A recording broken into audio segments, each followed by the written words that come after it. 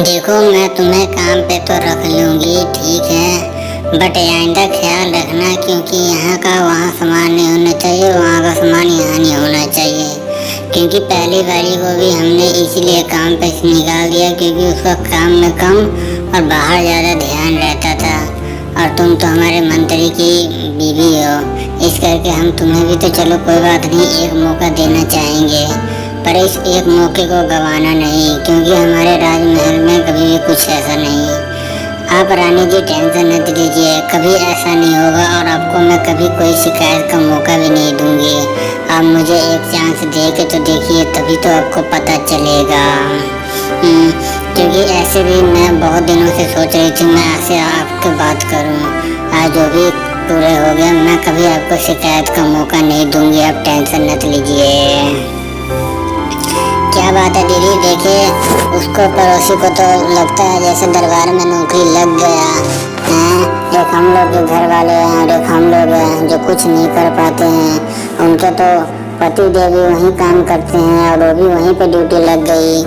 इन लोग के तो बल्ले बल्ले है, हम लोग पता नहीं क्या करते हैं। हम लोग की भी किस्मत में कुछ है कि नहीं, हमेशा ऐसे ही करते रह जाएंगे। आज तो चल के मैं बात करूँगी उनसे, क्या कहते हैं वो। हाँ दीदी, क्या बताएं, चलो कोई बात नहीं। देखिए, किस्मत से तो नहीं लड़ा जा सकता है ना, जिसको जितना नसीब में लिखा हुआ है उतना तो उसे मिल के ही रहेगा। अब हमारे पास नहीं है वो चीज़, तो हम दूसरे को देख के हसरत भी तो नहीं कर सकते हैं ना, क्या करें। चलिए कोई बात नहीं, अब टेंशन मत लीजिए। पर एक बात आप सही कह रहे हैं, जाके मुझे भी बात करना पड़ेगा, क्योंकि इस तरह तो ड्यूटी हम लोग की भी नहीं चल पाएगी। चलो कोई बात नहीं, पर हाँ देखते हैं, ठीक है चलते हैं।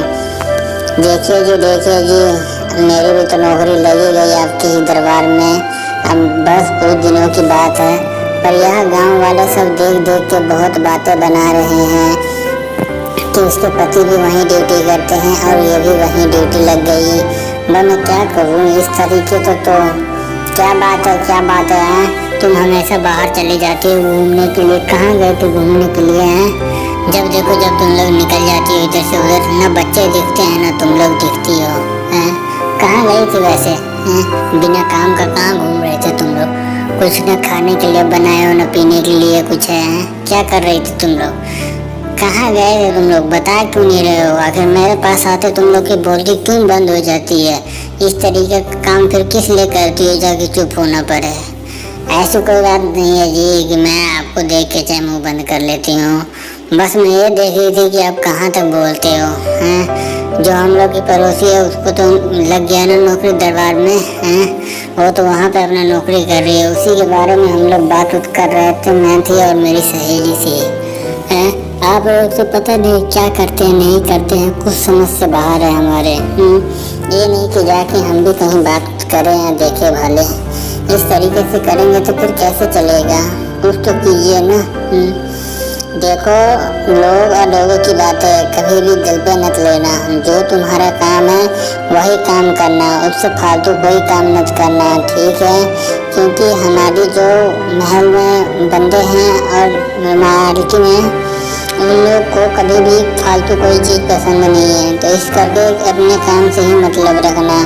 और आस पड़ोस की किसी की कानूसाही मत सुनना, क्योंकि लोग किसी का घर बसने नहीं देते हैं, ठीक है?